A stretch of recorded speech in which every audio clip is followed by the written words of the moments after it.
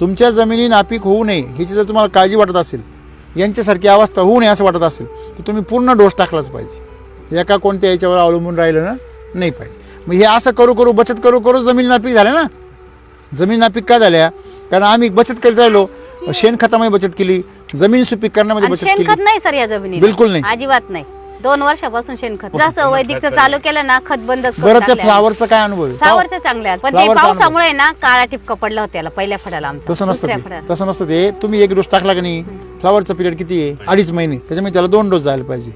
मग पहिला डोस कसा जायला पाहिजे? RNPH चा, आणि दुसरा डोस SSM चा. दुसरा डोस जर SSM चा गेला असता तर कमजोर नसती झाली आणि पावसात सुद्धा 1 नंबर राहिली असती. मग दुसऱ्या वेळेस केली तेव्हा दुसऱ्या वेळेस आली चांगली.